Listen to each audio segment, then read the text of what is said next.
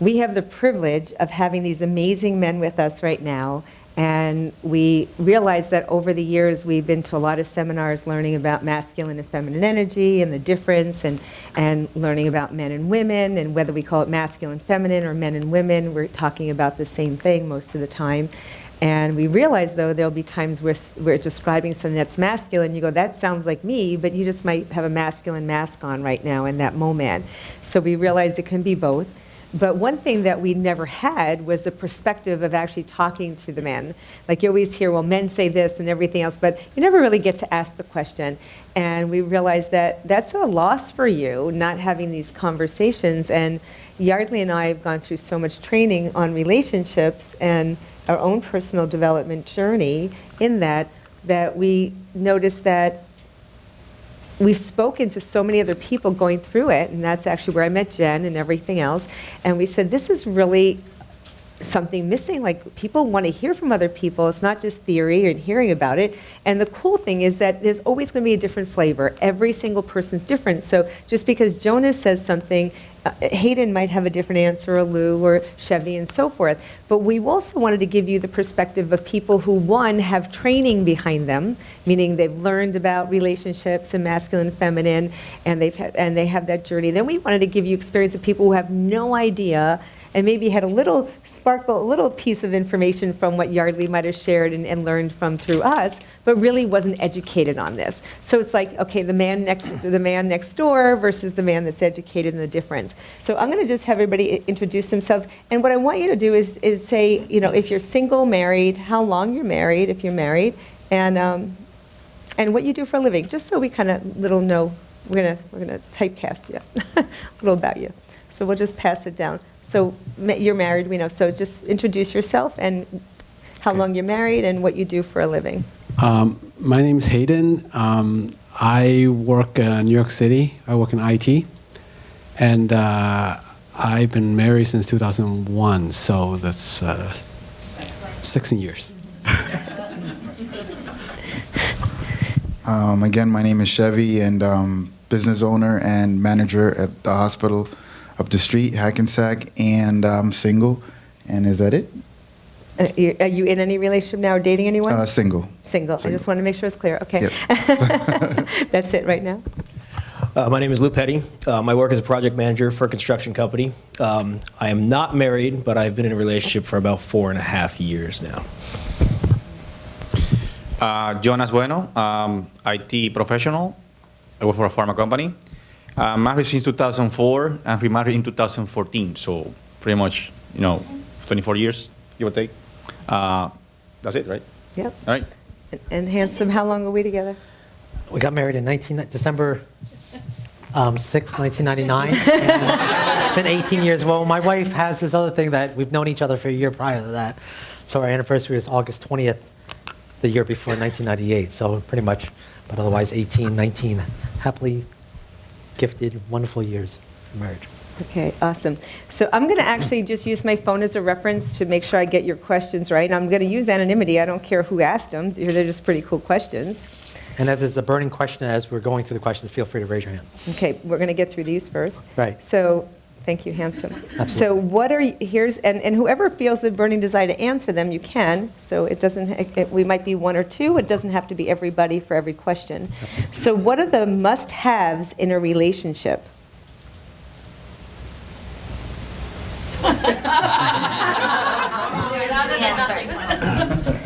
Go ahead. That's a vague question. You gotta be a little more grounded. What must have on what? In a relationship. Communication, honesty. I mean, those are two major things. So, keep us, the less ambiguity, the better. Okay. So sometimes, kind of things, that you think, and the husband thinks this, and the wife thinks about this, so sometimes communication and clarify, clear the air, whatever expression is best for me. Okay. The first thing I thought of was trust, but more than that, what I actually think about is fulfillment, making sure each other's needs are met. If somebody's needs aren't met, the relationship's probably not going to last. For me, it's communication and connection, both physical and spiritual. one thing comes to my mind would be that in a relationship, it's the ability to overlook small things, like to just forgive your partner things that she might piss you off, or she will forgive you of things that you've done that piss her off. And I really noticed that because since my wife came to this training, we argue a lot less. So it was a good investment. I don't need to hold it. It's all about communication. Initially, it was the physical attraction. So that was what attracted me to you initially, honey, because I didn't have anything else to go on. And then on top of that, it's about communication, or originally their lack of. So when we get on a topic, I'm a better communicator now because I was in that feminine space for 8 years. I really learned how to communicate with women. So I was advised strongly, keep that. While you're busy crossing back, keep that. Because it'll help out. So I think communication is really fun. I love to have a lot of fun, and trust and respect. A couple things. Okay, awesome. So whoever dares to answer this one, what did you dislike most in your last relationship? It's like, right. For me, the last relationship I was in, the part I disliked the most was that we were focused in different directions. We were going in different directions in our lives. So we were both focused on different career paths and everything else like that. And we weren't running parallel with each other. We were actually veering away from each other is the best way to describe it.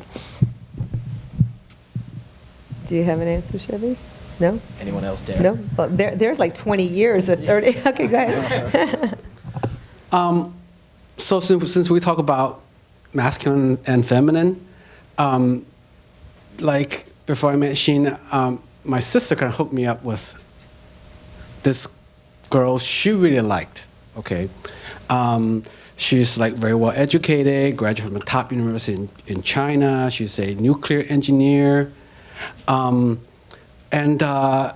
she's tall. Somehow, something about women that they like people who are tall, but she just wasn't feminine. And that's what killed it. She just wasn't, and yeah, that's that. Awesome. I think that a couple of things that I hated in my last relationship was, number one, she drank a lot. So she was Irish, so her excuse to me that coming home and drinking a six-pack of Heineken every night was because she was Irish. So I just took it like, okay, that makes sense. Irish can handle the liquor. Not a problem until when I met my wife, she's like, no, that's not necessarily normal. Because not only was she drinking a six-pack every night or a bottle of red wine or white wine a night, she was doing it by herself. So I was like, oh, that was interesting. And the other thing that I hated the most is she withheld sex.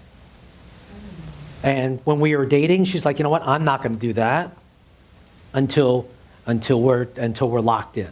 So then all of a sudden I proposed. That was that 3-week thing. So because we were in love. So then what happened was like 3 weeks or 6 months later, I remember distinctly I proposed. She accepted, and then next thing you know, it's like, okay. And she's like, no, I'm gonna hold that back. You know what I mean? Until we get married. So I was like, what? I was like, so it wasn't until she was drunk, and then all those wonderful extra things that I have varieties high on my list. So I'm sorry, ladies, I'm just not that missionary style. I want to do everything. Thank you for sharing. So anyway. Or more importantly, I want things done to me, right? Just to be polite, I want things done to me. And when they're like, nope, we're not going to go there until we're together. I'm like, wow, so that pissed me off. All right. That's awesome, though. I think it's great. It is what it is, right? Okay. Okay, so well, because you're on sex, let's go there. So is it true that men feel like if they have steak every day, they might want to have a little lobster in there to change it up? Obviously, we're talking about sex with your partner. Whoever. You're asking almost like stepping out. Okay, I just read the question. You can interpret it however you want. It's not my question. So you see about ambiguity. Wait, there's a mic. There's a mic. So you see the ambiguity. What was the question? No, it's just, I mean, lobster steak. I mean, what exactly?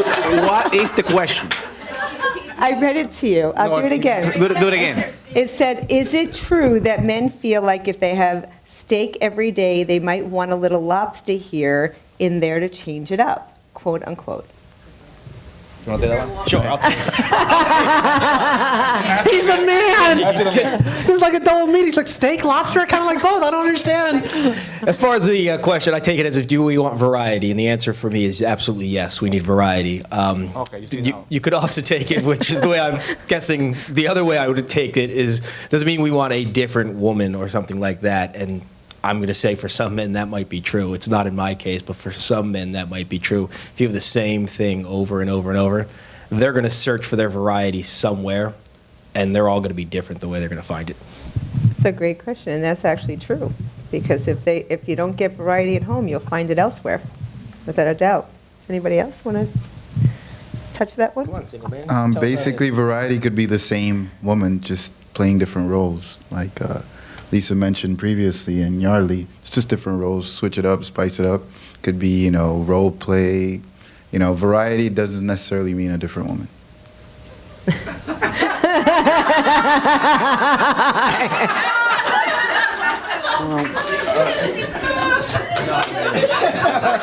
He's like, no steak and lobster. I just like Chinese food. I don't understand. Steak, lobster? Actually, I like the spicy type. Me too. The hotter, the better. Okay, so here's another one. Is it true that men are always thinking of sex? Yes. Anybody else want to answer? Is it true that men are always thinking of sex? Yes. I concur. Okay. And what's interesting about Wait, he that didn't is answer. a lot of women will take it as that's all he thinks about, but biologically, I think it's every 15 seconds. 15 seconds. Every 15 seconds, a man is thinking of sex. So you're not in a nothing box, you're in a sex box. So not in a nothing box. between there. But it's actually now. Here's when you're going to say, well, my man isn't like that. If you said that or you're thinking that in your head, know that if the man is in his feminine, he's not. We're talking about masculine energy when we say men. I just want to be real specific, okay? When we say men, we're talking masculine energy because there are some men that their testosterone is very low, and I know too much clinically as well, that they may not be thinking of sex as often, but they do think of sex a lot, but whether they act on it or not are two different things, okay? Not only that, the dopamine, the after effects, ladies, just so you're aware of it, is inherently different. For us, the act of the sex and everything, the dopamine that's triggered off in our body, we might last 2 to 3 days at best. You might be good for a week to 2 weeks. Unless you love sex too, then you might be on the same path as us, that it's 2 to 3 days, 2 to 3 hours, but we're like 2 to 3 hours, 2 to 3 days at most. As opposed to you can hold out for a long time to 2 to 3 weeks. I'm good for a while. Check me next month. Realize that sex is connection. So when he's saying dopamine, it's like they feel like they're connected to you for a couple of days. We'll feel like we're connected for a couple of weeks. So it's like, if you're dating someone and you're intimate with them and obviously you have sex, it's like they're interested, it's lasting a couple of days. They don't get it again. It's like gone. It's not there. They don't have that same need and a connection as we do. They don't do that. So, that's an important thing to understand as well. This one is sex a biological need for you or a way of truly connecting to your soulmate? Good one. I'm going to say this actually changes for me in different stages of our lives and stuff like that, depending on where we are at in our careers and where we are at. I'll say mentally in our at the time. It can be both. It can be something that's just yes, this is going to be fun. Whoever it's with, great. But what we're seriously looking for is the connection with the right person that we can actually last with. Let me add to that. So yes, it's biological at first, but then it's also connection too, because as Yali was mentioning earlier in his section, our job is to satisfy our woman or our wife, right? So you get the biological part taken care of, but also when you satisfy your wife, or your partner or whatever, that creates a connection because pretty much you fulfill a mission you have in that moment. So pretty much the connection exists right there, right? So it's a kind of a 60-40, 50-50, sometimes it changes, but it's like an oscillation. So for me, it will be like both. Nice. I feel like it's stage 1, stage 2. At first, it's more biological, and it's just the need. But once you get to that point, if there's some sort of connection, or we really like our partner, then we're trying to please them to another level, which is that intimate connection. I'm 52, and after I hit 50, it's all about connection. Just kidding, just kidding, just kidding. It's both, it's both.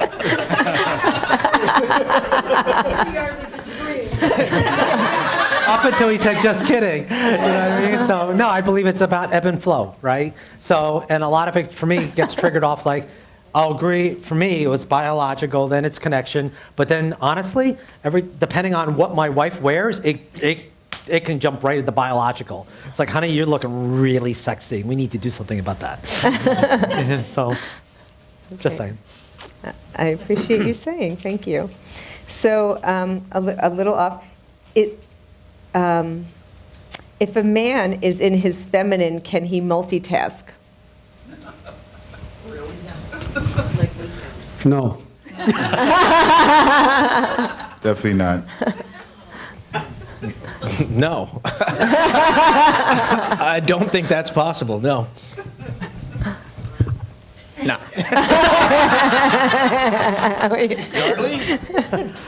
Ditto. It's not going to happen. Hold on, but the thing is this. I mean, I'm kind of multitasking out there, doing the controls. Doing them one at a time. So no. I'm watching a little bit of footballs in between here. So I got the game on, but I'm still watching all this. So pretty much I'm multitasking, but I'm a masculine. But the cameras went down. You're not multitasking. You're actually single focused. You just don't realize it. You're either doing one or the other. There's no way in the world you're going to be paying attention to the game that you might see the things Yeah, going but on, but you're not so paying attention. it's a little confusing because I think I'm a masculine. You didn't listen before. So I see everything's going on in the monitor, and also take a quick glance to the game, and everything's happening at the same time. So This is how we know you didn't multitask. You didn't hear what Yardley said before. That's a good point. I don't know. But, yeah, I don't know. That's why your mic was going off yesterday? Because he was watching. And he has T-Mobile? I got AT&T. I got ACT. I forgot Yardley's walk-up music because I was looking for something else. We can't do it. It's tough. No, I agree, but I was a little masculine over there, so I'm kind of confused. On my end, a lot of time, let's say I'm on the phone and I get a text message, but I'm on the phone. I'll mentally respond to the text message, but I didn't. And then hours later, I check my phone. I'm like, wait, I didn't send that text out. So definitely not. Definitely not. Okay. So here's what it is, because these gentlemen are also coming from a very masculine. So the question was more is if you're in your feminine, because we know that we all wear masculine, feminine masks at different times, that if you're in your feminine, can you multitask? And the answer is actually, it's no, because if the man is masculine to the core, even if he's in his feminine, he might think he's multitasking, but he might not do it well. That's the difference. He might And not we do just, well. in my opinion, when we're into the feminine, we're more nurturing. That's where the communication, hey, you want to share, let's share, right? And we'll have that communication going on, and we can talk all day long or whatever have you. And I can get into that feminine state where you're like, oh my God, he's so wonderful. But after a while, it's like, God, I'm so sick of it. Because if we get too feminine on you, it's like, wow, where'd my guy go? Right? I mean, gentlemen, realize this. We don't, unlike them, They can multitask, truly. And if you want their undivided attention, we need to ask for it. And when we ask for it, I need your undivided attention. But the way they can't even handle it when they're multitasking or, quote, this diffused awareness, you actually have to send them into a closet, because if you're trying to talk to them and get their undivided attention, they're still seeing everything that's going on. Isn't that true, ladies? The only hope they have is to go into a closet, put something over it. I'm like, okay, it's pitch black. What do you need to talk about? And even if they're talking to you about it so they can't see, now they're still thinking about everything that's going on. About what they need to be doing. They're right. They need to know what they're doing. And gentlemen, this is a clue for the ladies here. If you want them, you need to find out where their status is and take them by their hand. So what you want to do is literally No, grab them and go. I can't get up right now. Oh, okay. Handsome, I'm Is sorry. Mom, do you mind borrow? Honey, I'm going to take you up to the room and take you to bed. So when you walk into the bed, this is important, ladies. Isn't this true? You need to hold on to them. Don't let go. Because what happens is, I'm just going to take you away for a while. We're going to make love. So you're just going to take them up and bring them up to the room. Oh, you need to brush your teeth. That's okay. Go ahead, brush your teeth. And just hold. Because you want to keep that connection with them. Because the moment you lose that connection, gentlemen, they're like, okay, what was I thinking about? And going off. Does that make sense? And be in that moment. This way you'll keep them in the moment. Exactly. Family, it's weird. I know, it was kind of weird. That's why I wanted my wife, but I just wanted to let you know. So is that clear, guys? Hold on to them. It's like a massage. The massage therapist never takes both hands off once they start. Even with the oil, that's why they got it here. So they have one hand going at the same time. The moment they take it off, they lose connection, their hands get cold. It's like, it's not the same. Wouldn't you agree? And you know the difference of a good massage therapist or not. Gentlemen, pay attention to that. Same reason why most of us get, if I'm correct, most of us get women massage therapists. We love it when we have that connection. Right? And you love it whether it's a woman or man, doesn't matter. You just love to be touched. Doesn't make a difference. Okay. We do too. Okay. So I'm going to ask More than you. How do you know? Because that's my rule. Okay. So what do you guys talk about when you get together? Nothing. Hey, Mike. Sports, teams. I mean, whatever is happening, sometimes news. I mean, we can have variety topics. The answer is not our emotions. I mean, that's what they're asking. No, not our emotions. When a group of guys get together, rarely are we trying to dive into the other guy's mind to find out what's going on with him and stuff like that. It's just not something that we do. So football and others. Yeah, football, work, business. Ditto. You know, I actually hate all that crap. Because as a man, what happens is we do one-upsmanship. I caught a fish this big. Well, I caught one this big. And then they talk about either the stuff you shouldn't talk about. We talk about politics, business, and all that. None of that. I don't watch the news. My wife doesn't watch the news. I can care less. I can care less about the sports. Do I go to the Super Bowl party? If I get invited, yes. If not, I don't watch it. If my wife's at home, I might turn it on or not. The playoffs are going right now. I can care less. Does that make sense? Just tell me who's in the Super Bowl. Invite me to the Super Bowl party. I'll be there. I'll root on the team. Dallas Cowboys my favorite team, not because of the team. It's because of the cheerleaders. Follow me on that? I can care. I told my wife point blank, I would rather spend time talking to women at every party. I'd rather spend time talking to you ladies than I do with the men, because all they do is bullshit. And they talk about politics, they talk about all that crap, and I can care less about it. I don't care about the work and anything. I really don't. You know, if you want to talk about electronics, AV, something that interests me, sure, why not? But if not, I can care less. I'd rather listen to your gossip. I'll go full-on feminine with you, because I'd rather listen to your bullshit, BS, right? And enjoy it. I enjoy that conversation so much more than the other guys, because they're always trying to outdo the other person. It's like, who cares? So raise your hand if you know any guys like Yardley who like to hang out with the girls.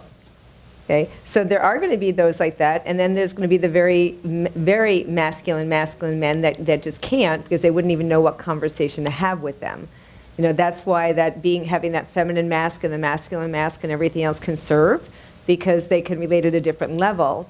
What I want you to be aware, and this is a very big teaching point, if you're feminine to the core and you end up getting attracted to a gentleman that is masculine to the core but shows up feminine, excuse me, is change that, is feminine, shows up feminine, and he's not masculine to the core, there's going to be no polarity if you're feminine.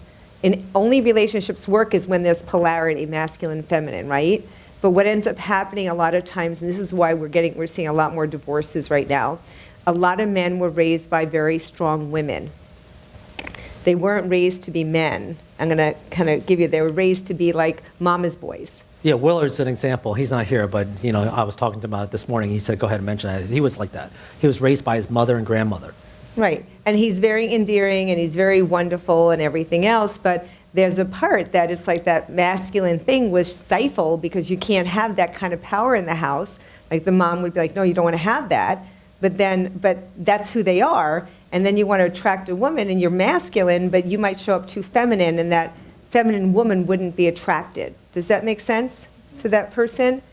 Or what happens is the woman shows up masculine, and fortunately for me, when Yardley met me, I was feminine and he was masculine. So when we switched roles and all the other stuff happened, it's like we still had the polarity. We still had polarity is why we ended up managing to stay together. But if there was no polarity and I stayed feminine, he went feminine, we would have been apart. Does that make sense? So, yes. So what do you do when my son is with me and I'm feminine? Well, the thing is let him be a man. Let him grow up to be a man, and that means don't make him a girl. And that's the challenge. So she says, what do I do? My son's growing up with me. What I mean by that is, see, a lot of times women want their children to be pleasers, and there's a challenge with that. Men are the hunters and the hunters. So they want to go out and hunt and do things. And if a woman stifles them from being men, doing things that we would never do, you're going to make him a girl.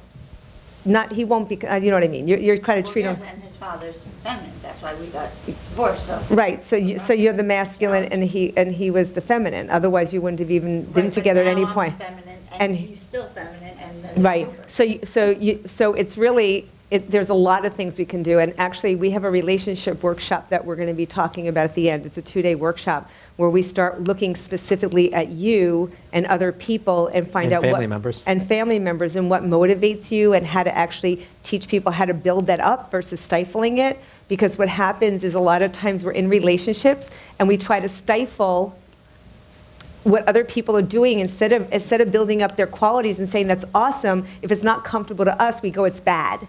And it's like that very thing we're attracted to, we're messing it up. We need to learn to accept people who they are and let them grow in that place.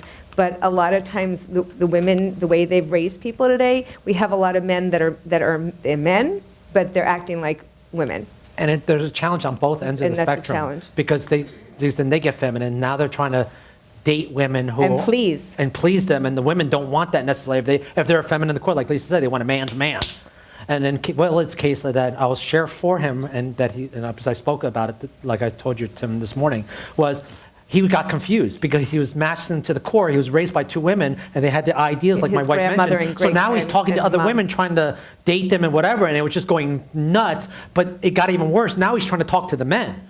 So now he's talking to the men in a feminine state, and the men's like, oh my God, get away. Because he was doing the men's meta report every time he talked to him, because he was raised, you can learn how to communicate. You need to do this, you need to do that. So when he'd be talking to other guys, the guy's like, shut up. I feel like I'm talking to a girl. Does that make sense? So he had a grinding in both directions. So there was a huge challenge along the way. And oh, by the way, on a selfish note, gentlemen, just so you know, ladies, to compliments to you, I would rather, when I went back when I was saying I'd rather talk to women on the gossip, it's a selfish thing on a second note, because I get the second degree. I would rather be in a group of beautiful women talking to them and be the only guy than to be hanging out with the guys. Does that make sense to you? Yeah. Because I love surrounding myself with beautiful women. So why not talk to them as opposed to just hang out with the guys? Even if they're good-looking guys, because we know a good-looking woman when you see it. We know look a good-looking guy. I'm going to tell you how true it is. The only reason I met Debbie was because Yardley loves beautiful women. And he was hanging out with Debbie, and he said, you have to meet my wife. And I'm like, I'm not interested. Because Yardley But I need to bring her into the fold. But Yardley brings women to me. It's very funny. He finds beautiful women. He likes to be around beautiful women. I take it as a compliment. That means I'm one too. And then he introduced me to her. Remember? And it was like, and then he found someone else, and it was like these tall blondes also. And I'm not tall and blonde, which is very funny. So and I met him in a makeup class. And he came over to me, and yeah, a friend of mine wanted to go learn how to do custom makeup, and I was going with her. I had no interest, and they said, "Come in with no makeup." So I did, and Yardley meets me and looks at me, and says, and there's 25 women. 27 women, 25 Asian. My girlfriend's Hispanic, and I'm Caucasian. And Yardley says, "I want to do you. I want to do you." And I'm like, "No, Lori's going to do me. Go away." And that was it. And for him, it was honestly love at first sight, because everybody knew it. And I was like, "No, go away. Just whatever it is, go away." So he met me the way I wake up in the morning. That's a blessing. He knew exactly what he was getting. So let me continue on our questions for our wonderful men. So here's an interesting question: is why do you keep the seat up? Also apply to me. Oh, it applies. We can't focus on two things at once, so obviously we're thinking about something else. That's your story? If I honestly think about it, I'll put it down. I mean, if I'm conscious about it, I will actually put it down. But if I have other things on my mind, that's when I find out later, why did I leave it up? Because she yells at me from across the room. And that's when I realize I even did it. But most of the time, I don't even realize if I did or didn't unless I'm consciously thinking about it. Anyone else? I used to when I was younger, but a couple of things happened to me. Number one, the first time, I used to always leave it up when I was a kid. And then one day at night, I went to go and sit. And I'm like, "Oh my God, this is so disgusting." I was like, "Holy smoke." I was like, "Oh my God, what's up with that?" I was like, "I just sat on a freaking toilet." I was like, there's no like seat. I was like, this is horrible. I was like, I am never going to do that again. And I'm you know what I mean? I was like, grateful. this is and then secondly, I learned, thank you, Lois, I learned from a feng shui person that is not good feng shui, not only to have this toilet seat up, but to actually have the cover down on top of it, because you don't want money going out in the feng shui world, money going out of your house. So I was like, not only to put the thing down, but I also put the toilet seat down for feng And you shui. don't want stuff coming up, back up at you, because when you flush, you want that lid down. Okay, that too, I just learned something new. But anyway, yeah. So, but yeah, lady, I feel you. I was like, oh, that's never happen again. I do it at other people's house, like, how can you do that? So this is a question, I don't know if I'm going to think it's just men, so it's like, so women, how many women like clean and tidy houses? Okay, a lot of us, okay. So here's the question, gentlemen. Why don't men get this?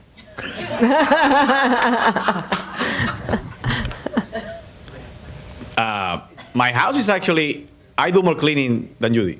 Uh-huh. So I doesn't apply either. So go ahead. Okay. It's well trained. And all these gentlemen are well-trained? Okay, that's what you say. So here's the next question. What is nagging?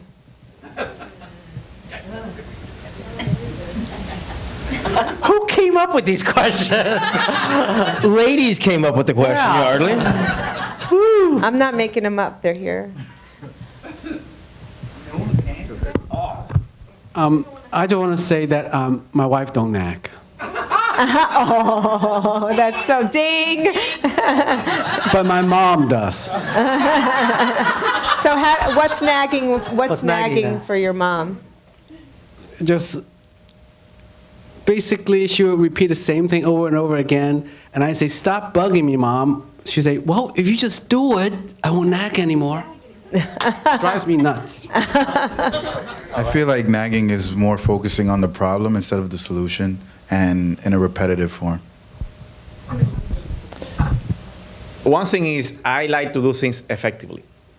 So if I go to the kitchen and I'm already like, let's say I'm watching a movie with Judy in the bedroom, whatever. So if I'm already in the kitchen, ask for the water while I'm going there. Not like expect me to go to the bedroom, sitting down, get comfortable, lie down and everything, start watching a movie. I need water, baby. You know? I mean, do it while I'm out there.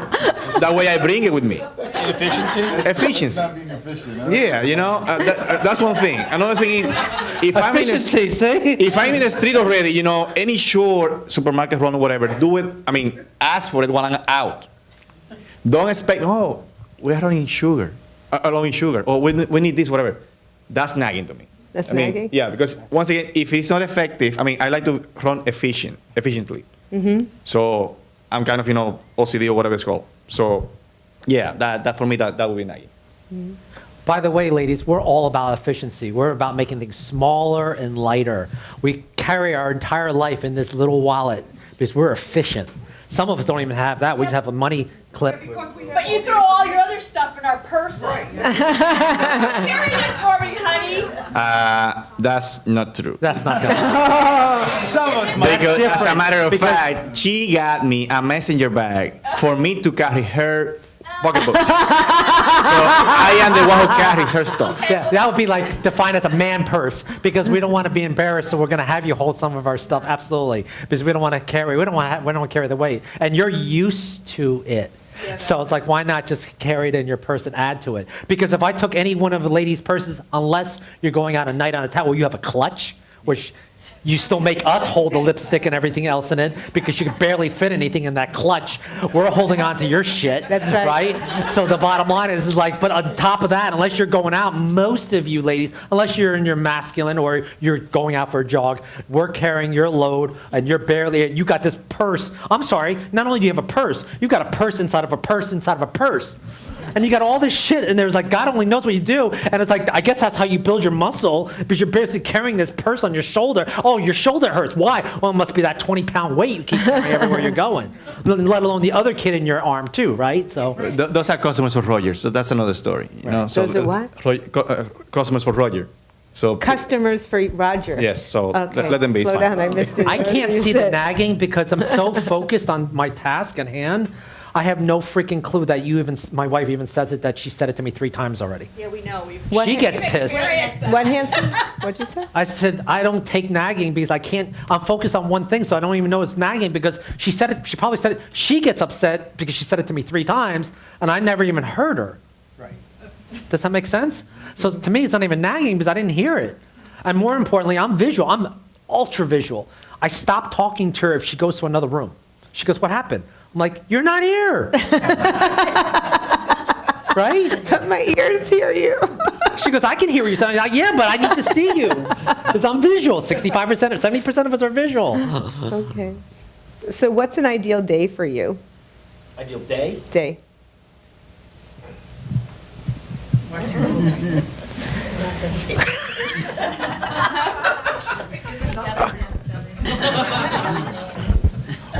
I can't. An ideal day for me is going to change depending on my mood. I mean, yeah, a lot of people are like sex. Yeah, but we get wore out, and that doesn't always work. An ideal day, and this is actually weird for me, and this is more now, where I can focus on me and not worrying about satisfying other people would be ideal. But I couldn't do it every day. That's the thing. I could do that once, and then I have to go back to my need of helping other people. So again, my ideal day is going to vary with my mood and everything else like that. Oh yeah. Yeah, we do have moods. I'm just joking because that's say they don't have. Oh yeah, we have moods. So my most recent ideal day was, I guess, New Year's, because I had nothing to do. I was able to sit in my nothing box, and all I did was I cleaned my apartment. I went over my goals for the year, and I read, and that's all I did for the whole day, and I slept. So that was my ideal day. But you couldn't do it day after day. No, I couldn't do that every day. No, not at all. Ideal day or ideal date? An ideal day. Day. It's an Oh, ideal day. day for you. Every day is an ideal day. Aww. Just one though. So sex, watch TV, and order in no particular order. So that will be. And then what? And sex. Yeah, more sex. The idea is to chill out with my wife all day, do whatever to serve her and whatever she wants to do, and at the same time, and have sex in there. You said ideal, right? Have sex at least All once. right. This is probably more for Chevy, but I'm trying to get back into the dating world, and one of the things, of course, you're younger than the generation I'm searching for, but what is up with this? They don't want to date, they just want to be friends with benefits. Okay, I've spoken to so many men, and they're like, well, yeah, we'll be friends with benefits. Let me pass it over. Chevy, go ahead. Like Yarly was saying before, I think for us men, we date to date, and we're not thinking of the future until we find the connection with the right person. So a lot of times, if I'm dating someone for a month or 2 months or 3 months, and they may say something like, well, where do you see us in the next like 6 months? Where this going? And I think it's Yardley. And to be honest, I'm not 100% sure. I feel like when we make that connection, then nothing else will matter, and then we'll see a future with that person. But until then, we're dating just to date. And I feel like a lot of times when I do date someone of the opposite sex, a woman, since day one, in their mind is, how can I get this person in a relationship with me? And they're focused on the wrong things, because for me, I'm looking at her as, well, what are your goals? What's your main focus? Like, it shouldn't be on me, but it is on me. But that's not what I'm looking for, because I'm focused on my goals right now, and I want to see if this is a person of ambition, or is it just, oh, I just need a man because I'm at the age where I need a man. Make sense? Mm-hmm. So it's like we're on we're going in two different directions. But once I meet the right person, I feel like once it clicks, then nothing else will matter. They'll turn into my goal instead of it being just goals. Make sense? I'll repeat the question. Okay, okay, thank you. That's a gentleman. Thank you. No? I'm pretty sure that this is an unanswerable question. We love a challenge. What is the best way to support you during your nothing time? And I understand that sometimes your nothing box is just that, leave you alone. But if it lasts for like longer than 2 to 3 hours, is there a magic thing to do to say like, hey? Pretty much sex. Oh, okay. But I'm guessing there's like at least a week where that wouldn't be possible, maybe, depending on the person. So let's say what plan B is for that. I'll let them answer first. Who wants to go first? Sure. All right. Victoria's Secret has lingerie, right? So if you want your man's attention, let's say we're watching TV or whatever, so you want attention or whatever, let's say we are in our nothing box, but you want to break the pattern, just show up with a nice lingerie and ensure that... So if we put our lingerie on, but we really want you to fold laundry, does that work? I have told my wife, listen to me, we get rewarded somehow. No, doesn't matter the order, but if you want us to do something, we can actually get some kind of arrangement. So I'm sure that, sex is the key. I'll tell a real quick story, and then I'll give you guys the answer to this. When I first started working in construction, there was 12 guys sitting in the shop chatting, and the boss's wife came down, and she literally walked in the room, said sex, and we all shut up. And she just started asking the question that she came down to ask at that time. My boss at the time, we all basically looked at him, and his answer was, wait, what did you say first? He heard nothing else of what she said, except the one word, and then she repeated the question and just turned around and walked back upstairs after she got her answer. So, but I think what you really are asking us there is if we are in our nothing box, I don't think any of us can stay in that, like, indefinitely, obviously. And other than sex, my answer to that would be, we have other things that we're passionate about. To get our attention, you can speak to us about something that we actually like to talk about, and that will be able to get us back into a conversation and stuff like that. If you come with something that we have no interest in, we're going to just stay in that box because we have no interest in what you're asking us at that time. So I would say pick a topic we actually enjoy. For Jonas, it's football. Just No, baseball. Okay, whatever. Sport or whatever. Sports in general. Give about a minute and a half of that, Or Yali and then just stuff. switch it over to whatever you actually want to talk to about. It would probably be the best advice I can give you. For me, it depends on how long I'm in the nothing box. It's the type of thing where it depends on the situation as well. Like, for example, if I was mourning someone, or if I had a really bad day, then just saying, hey, listen, hon, I'm here to support you if you need to talk to me, and just letting me know that you're there, then that's all that I would need to get out of my nothing box. But a lot of times, in my experience, my partner wouldn't know that I'm in a nothing box, and they would just intrude, and then I really shut down. So that's just what my take.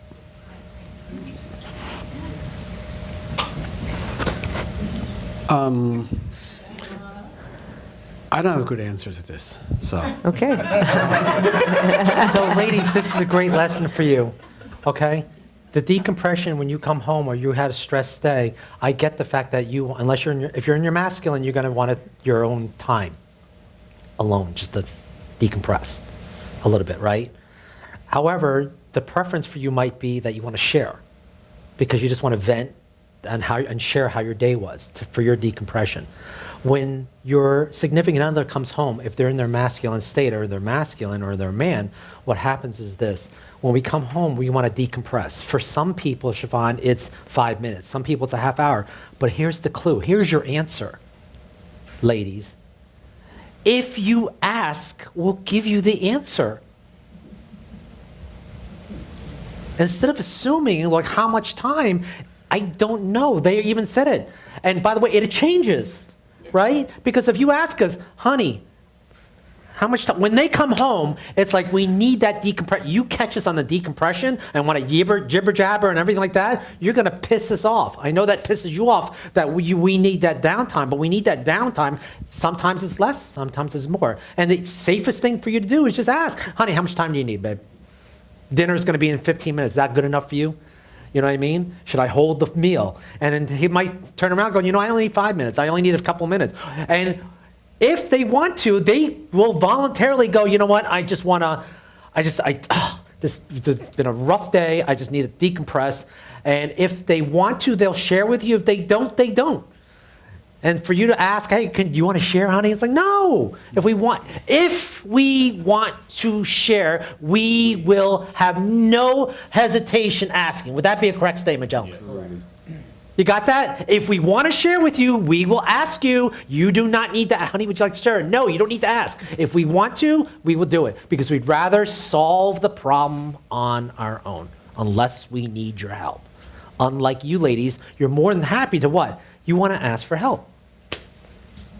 Unless you're in your masculine, then you want to solve it. Unless you're in that creative mind. If you're in that creative spirit, then you want to be that one. Yeah, Judy, what's your question? So that's why you don't ask for directions to anybody? I got this.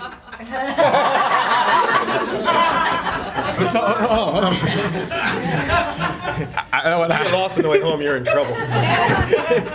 I'm sure I don't want to ask you for directions. So no, I mean,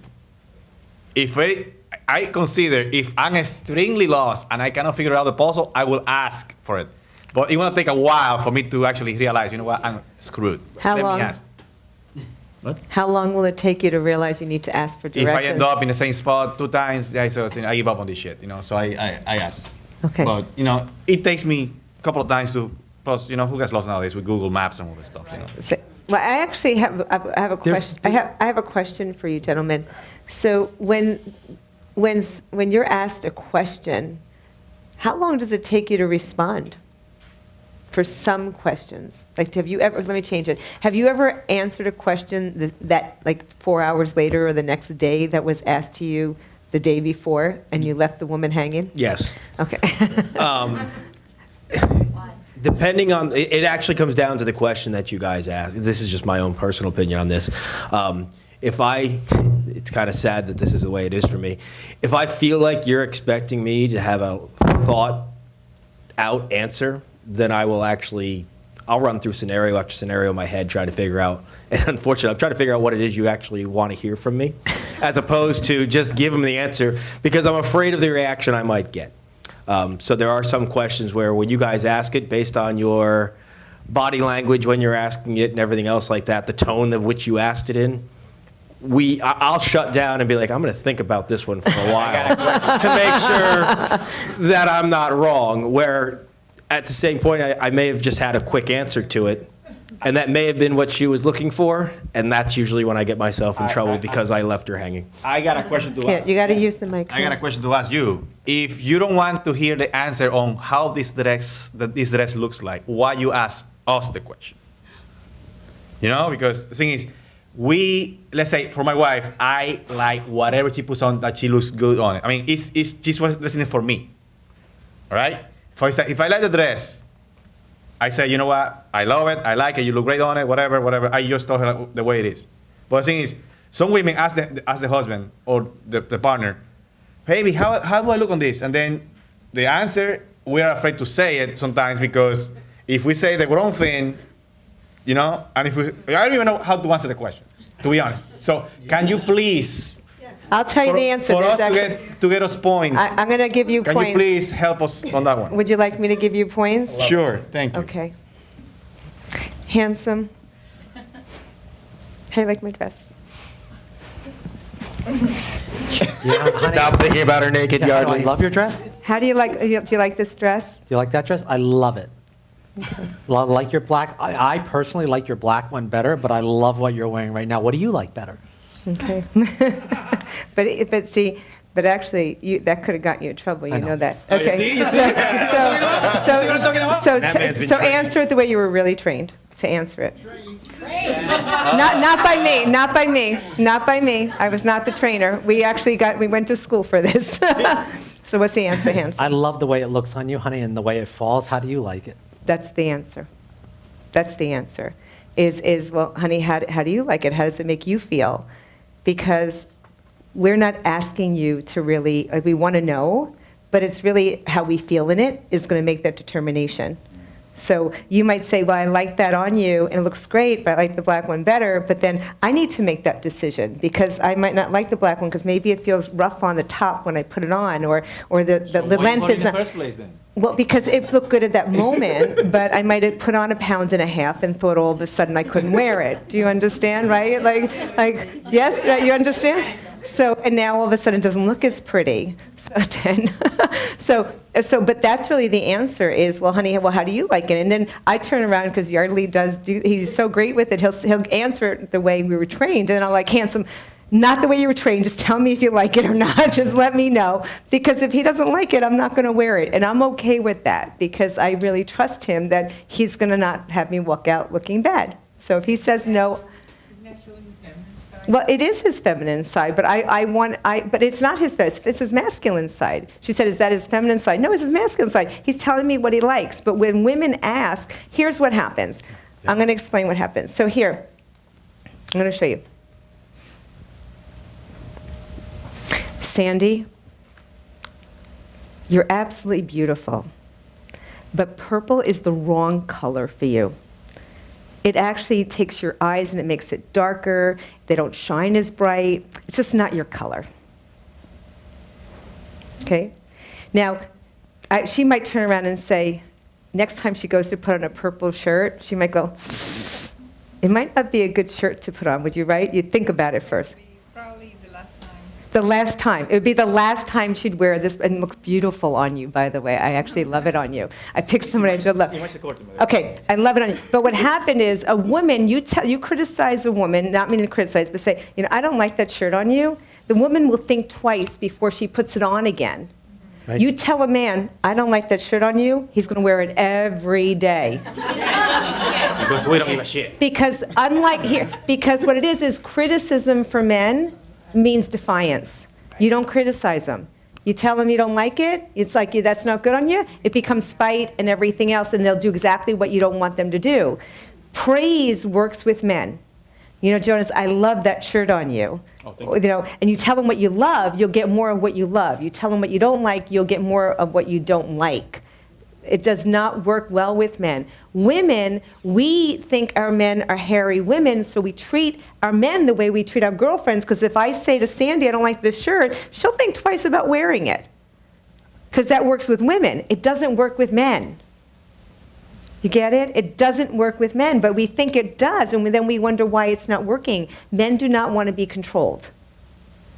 They don't want to. We'll go out there, and even though we know it's not something that they want, we might still continue to try to get to control them. I do. God knows I do. But I already know I'm not going to win. I don't know. But I might make some headway somewhere. 19 years, I've made some headway. But it's like if you give them reasons, then you have a better opportunity to do that. So, Lisa, what if we agree with you? If you agree, If you what? tell us something looks bad on us and we agree, then obviously Then that's- we're not. You're just what are you just basically supporting us and that we actually don't like it as well? No, it's more of the thing like the guy who wears the plaid shirt and you go, I hate that shirt on you. And he just says, it's so comfortable, I want to wear it. And you say, no, don't wear that shirt. And then all of a sudden, would you be wearing that shirt? No. If you thought it was so comfortable and you wanted to wear I it. would, yeah. And would you? But I asked if I also disagree, like if I agree with you, like if I asked my girlfriend, do you like this shirt? And she says no, and I also didn't like it. Yeah, then, Well, then I'm never going to wear this stupid Then that's okay. But I'm saying if you love the shirt and you think it's great, and she's like, well, it's awful on you, and she thinks, like I'd say to Sandy, it's awful on you, that would make you stop wearing it. Be like, no, this is comfortable. I love this. I'm hanging around the house. I don't want to wear a shirt, right? You're going to still wear the shirt. I have this black T-shirt and a gray T-shirt, and I wear it all the time. And it's probably doesn't fit. It's the least fitting thing, but it's one of the most comfortable shirts. And what happens, Lisa? Why are you wearing the shirt? I was like, nobody's here. Nobody sees it. She goes, well, I see you. I was like, well, yeah, but it doesn't matter. It's a really comfortable shirt. And then Becky's our personal trainer. She comes over. Well, Becky's going to see you. Becky's family. I could care less how I look in front of her and stuff like that. Does that make sense? Okay. Yeah, Debbie. Okay, Debbie, then Johanna. We're going to use the mic. My husband made a comment, and I wanted to get the guy's opinion. Thank you. And that was, he goes, how come when a guy that's built walks into an area where a bunch of guys are, the guys will go, well, good on him, that's good for him. Whereas if a hot girl walks into a place with a bunch of women, the women are like, bitch. So my question is, to speak to that, especially Lisa, I think you and Yardley being in this, coaching business, and I know we're all here at the masculine and feminine, or I'll ask my own question. I want the men to define what feminine is in your words, because I keep hearing masculine and feminine, and to me it's like, well, is a girl that likes to fix a car engine all of a sudden not attractive because she's not feminine enough, or whatever. So I want to know what your definition of feminine is. See, now I have to think. Remember. Okay. Chevy's so, not faster so than me. okay. So because he said he's a think before Chevy does, so let me tell you what happens. When men are quiet, the challenge most women have is he said, I have to think. He said it out loud. Please listen to it. He just gave you a really big clue and a good thing to know about men. What men will do is they go and figure out which file cabinet to go to. They look for the boxes. And then what you do is you say, ooh, I don't think he understands the question. Let me ask it again. Yes. And then you different question. And you change the question slightly. And that's when nagging comes in. And then that's what nagging comes in, because then they go, wait a second, so let me go to that box, that's different. And then they go there, and then you kind of say, they're not getting it, let me ask it again. And you redefine, but you don't say it exactly the same way, so now they go, okay, where do I get that one? And they're trying to figure it out, and then you're getting frustrated not answering because they don't know which one to answer, and they want to get it right because they want to make you happy. But here's what I want you to understand when they do that. We have to pause and give them a moment. Yardley has answered me 48 hours later, and I am not joking. I'd ask him a question, and I'm like, did you go to China? Like, where did you go for the answer? But literally, like, where did you go? Like, I didn't get it. All of a sudden, like, out of nowhere, he answers. I go, I said, excuse me? And he goes, well, you asked me this. I go, handsome, I asked you 2 days ago. Not right now. I needed to even know what the question was. I forgot already. So the think about it is an important thing to know. Just ask them a question and just be still. Be quiet. Let them answer it. Men say exactly what they mean. Listen to me. Men say exactly what they mean. Women do not. Feminine do not. So if I say, well, handsome, like, what do you think? I tell them a whole story. I give them all kinds of stuff. I'm kind of like beating around the bush. I'm not always direct with what I want to say, and I want him to figure it out. So they have a hard job trying to figure it out. Men, if they tell you something and they say, well, this is not, I don't like this because of this, and you go, that's not why you don't like it. You don't like it because of this, this, and this. You make up your own freaking story. It's not their story. Men tell you exactly, tell me if I'm wrong, you say exactly what you mean. You don't, And then you guys switch it on. 100%. women change because when you talk to another girl, another woman, they'll give you pieces, but it's not really all the truth, or it's a pieces or versions of it. And then so you think when you speak to the men, they're not telling the truth. So if a man says, I'm not looking to be in a long-term relationship, you go, I'm going to change that. At the same They tell time, you Lisa, exactly what they mean. when you guys change it on us, then our answer is probably going to change again. Because the initial question that you asked us, we gave you our exactly what was on our mind thinking about it, but then you guys throw something else into the mix that we didn't even think about. We had no clue that, and you guys have thrown in new variables or something like that, and now all of a sudden our answer changes. And I've gotten into arguments about this because they're like, well, that's not what you said the first time. Well, it's different now because you either brought in a new variable that I didn't even think about, so now my answer is changing. And then you get into a big argument about it because the initial question was never answered the way, I'm going to say it this way, the way you wanted us to answer it. And then we just feel like, all right, we're done with this conversation. Let's move on to something So what else. was the answer to her question? So, Yeah, so Chevy was going to answer your question. So I'm Okay, gonna so go- I'm going to bring Chevy. So the question was, how do you define feminine? Feminine. But before that, we spoke about a muscular man walking into a room and us not being jealous or we're like, wow, that's awesome. I feel like it's because we have in our mind that we all want to get there, and it's more like motivational for us. Like, hey, I want to look like that one day, right? But I think with women, it's completely the opposite, where they're more threatened, and I do not know why that is. And I, in my line of work, I deal with a lot of women for business and things like that. And I feel like what I've noticed is it's women who are comfortable in their own skin. They don't think that. But women who are insecure and for whatever reason, they do believe that, oh, this one, look at her heels. Like, why would she wear that here? And it's kind of interesting listening to that and seeing that because women who are comfortable in their own skin, they're like, wow, good for her, wearing that in this setting. So that was the first part of the question. The second part of the question was my definition of femininity, I guess. Yep. Nurturing, caring, emotions or emotional. That's my definition. That's my perspective on it. And if I see that, that's what comes to mind. Let me take that backwards. Pronounce that for me, please. Feminine, just feminine. Okay, thank you. So, a woman that dresses well for me, that shows her curve if he hasn't, a woman that the presence is, in the room. You notice it's a woman the way she dresses. So that's for me will be femininity. I hope I. Yes, you did good. Oh, thank you. Now, a guy walked and me as a man, I don't want to go, oh man, those guns, they look good. I'm not touching the man. You women, you can touch each other. Hey, we don't do that as a man. So, I couldn't care less if the guy is like a Jonas, I built, love the ripped- way your ass looks in those jeans. Yeah, we don't. It's not gonna happen. We don't do that kind of thing. So me. Yeah, but if a dude is well built, whatever is ripped, good for him. But I couldn't care less.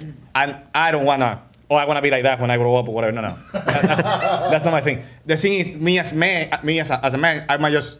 Yeah, but I'm sure that he doesn't maybe run a marathon. He doesn't do this. I've tried maybe to find something that or figure out. You know what? He's not good at something. So I minimize the guy somehow. I couldn't care less. Not that we're competitive or anything. But, I find something. Feminine talking. Yeah, I'm sure that somewhere he lacks something. So that would be me. In your mind. No, men are one-upmanship. They'll also knock them down. Yeah. They knock them down too. Okay, awesome. So Johanna had a question. I had a statement. And then A statement? This is going to change our answer based on the statement. Yeah. No, to what you were talking about before, why we ask you how we look in an outfit. Well, I'm a lot older, and my husband and I have been only married 11 years, but we've been together 30 some odd years. When we're getting dressed up to go out, I want him looking good, and I know he wants me looking good, and I feel like I want to look good. And I had the conversation with him, and this is how he answers. And I said, you really do need to tell me if you don't like it. So when I say, honey, how does this look? And he'll say, that does nothing to enhance your uniquely defining characteristics. So that works for me, and I'm happy, and I go change into something else. So but I'm a lot older, and I've been there, done that, so I kind of, the whatever. The question that I have for the guys is, I know Yardley's married, he's married. Chevy's but not. What? Chevy and Luke. Chevy and Lou are not. You're not. 4.5 years? Yeah. Look at the timeline. I didn't 4.5 say that. years. I didn't Why say aren't you that. married yet? Do guys really believe in love at first sight? Yes. Yes. Yes. Oh, yeah. Ask you. Okay, I guess Jonas wants to talk. Jonas wants to I got a statement for you. So the thing is this. Question. Oh, yes. I did answer the question. And he answered, that was it, yes. So my statement to you is the following. We will take care of undressing you. All right? You just dress us the way you want us to look for you. All right? Oh, I got it. In other words. I had a register. In other words. They'll take care of undressing us. In other words, the thing is if I ask you, you know what? Find me the shirt you want me to wear for you. Or find me this, or find me the pants, or find me whatever. I mean, you dress us. We later on will take care of undressing you. That's what I mean. No. That's what I meant to say. So, in reference to what Debbie said, women dress for women, right? You're aware that women dress for women, they don't dress for us. Yes, they do. Women dress for women. Okay, some might dress for their man, but most women dress for other women. Yes. That being said, it was also pointed out about the securities. I really believe that it goes back to the core question again, right, of what they're saying when that woman. Do you have a problem when a beautiful woman comes walking through the door, looking voluptuous or sexy or anything like that? But for you're almost going to pay her a compliment. Would that be a correct statement? Yeah, she's nodding her head. So we go back to your core question, your insecurities, your whatever is saying because something in you is saying this woman's not all that. So whatever has to take better, you now step in and go, you know what? You're a slut. Because of the fact that of what you're dressing for and everything like that, because it doesn't meet your expectations and whatever question is driving underneath it, you're like, why does she have to? Because you're already asking the question, why are you dressed like that? You trying to pick up my man? Who are you trying to pick up in this room? Because you're not secure with yourself. That's my personal opinion, right? I hope. This right here is going to become a discussion that's going to last the entire 2018. Yep. It started with the Me Too movement, but the problem is that I was in LA a couple weeks ago, and there's like hardly any men left. There are, out of 100 men, there were 5 men that were real men, and 3 of the real men were afraid to be a man, and then 2 were men. I'm saying that there is such an identity crisis.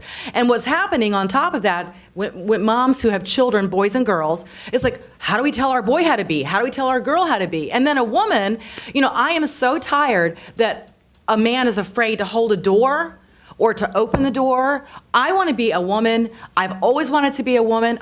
Even when I was at work and you were wearing these ties up to our neck and we had to dress like a man, it's like, you can do that, I'm not. And all along the way, women are like, oh, she's a slut, she's a this, she's a that, or she did this. And it's like, it's a shame that a woman, like you said, Lisa, we have to find a place where we can be a woman, be feminine. We're talking about this whole weekend. Be a woman, be feminine, have women not be threatened, have a man not be afraid to, oh my God, my eyes went below her neckline, oh, I'm gonna be sued, And it's like, why can't we be just, there is that differentiation between male and female that we're trying to erase, and it's there, and it's true. And I wish we could celebrate it. I agree. Yes. All right. Did you ladies enjoy our men's panel? Can they hear you, how much you enjoyed them? So thank you. One of the gifts we do have is to have these conversations, that it's not, and you get different perspectives from different people, and it's also obviously even how we do it based on where you are in your life. Because at one point in your life, like Lou, you said, well, I'll answer now based on where I am now. And the other thing is that I'm going to be totally transparent. We have really special men here because these are men who, in a lot of ways, have already evolved, whether they've been trained professionally and gone to trainings like we have, or whether they're just, we're in our company, because we keep company of people who are quality people and good people, meaning they're going to be good to other people. But there's a lot of people that don't have this education and are still very raw and very caveman-like and have the 2 million-year-old mind that we talked about at the very beginning. And it's unfortunate, but there is something you can do. You can show up at the best version of you, and you can educate people, and you can choose not to judge and do what other women would do. So that I'm going to let you know that when you show up as the best version of you, you'll find these type of men. Because right now, I have so many of these type of men in my life, and it's because I showed up differently. A lot of women are very feminine, but the way the world is right now, and women have to work to support their families, a lot of them are taking men's jobs. So they appear to be masculine, but they're really feminine, but they want the larger salaries. So they are doing heavier type work. You see a woman standing with a stop sign at a construction site, all right? She wants that $13.50 an hour instead of working in McDonald's for $7.50 an hour. But she's a very feminine woman, all right? But when you look at her, say, she wants to hang out with the boys, she's one of the men, she's dressed like a man, she's standing in the street, and so on and so forth. And it's a shame, because if we were paid what men were paid, we could keep our feminine ways. Okay, I'm gonna say that there's only partial truths to that, and only partial truths, meaning that I know a lot of feminine women who are in very masculine businesses, and they still show up feminine. Sure. And let's just stay with me because of the time too, because that's a choice. That's a choice. And I think just as I didn't know that I went masculine because I felt I needed to, or I just went there, that was a choice too, whether it's conscious or unconscious. They choose to do that. So before we judge and say this is what it is or they have to, nobody has to do anything. And I think to believe in stereotype and say all these women that went there had to do this, that would be incorrect, because it isn't. And know that when I say that, I'm going to go a little bit more human psychology for you. It's running a meta program where you're speaking in generalizations and believing that everybody, it's not everybody. There's some women that are very feminine working in masculine roles. There's some women that are very masculine working in feminine roles. And it just is, right? And then we distort things and we make it what we want it to be, and we also delete information. So you can see what you see, but I want you to know that you're seeing it through a filter, as if you're wearing a special pair of glasses, and those glasses only see what you want to see. And that's for every one of us. So that's why I said, if you think men are bad, you will find every bad man out there. If you start loving men, one of the people I happen to love and I followed for years is Alison Armstrong. Who knows her? Okay, so I studied with her, went to her stuff, like Queen's Code and other books she wrote, and Yardley went through her program as well. And she had started because she actually was looking to help women understand men. And when she started this thing, she did a 15-year study on men.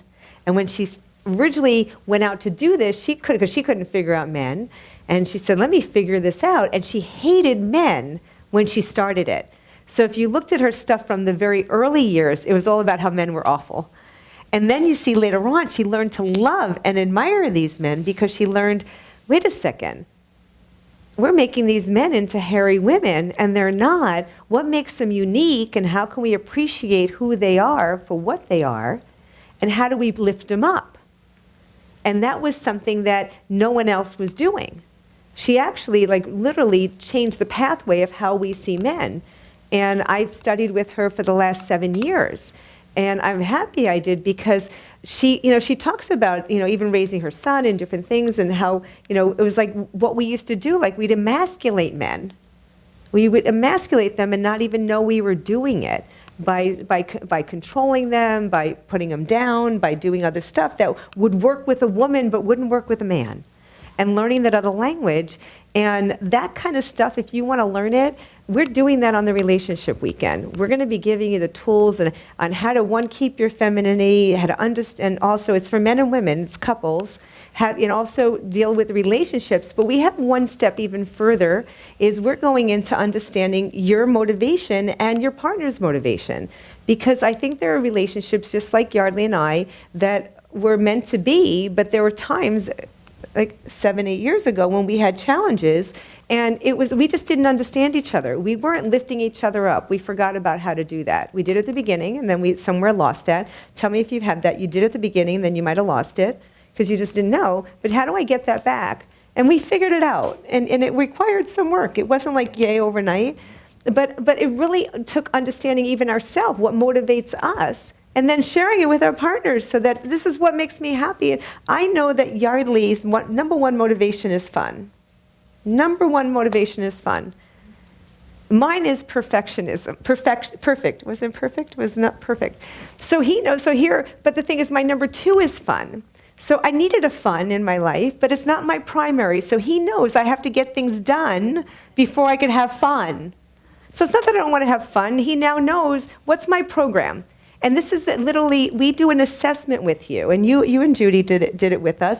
We do an assessment with you. We have you answer a survey, and based on the things, we actually put it into a program. We give you back your map. This is it. This is how you do things. This is why you do things, and understand it. You don't need to be a couple to come. You come to understand who you are and understand relationships and how you show up.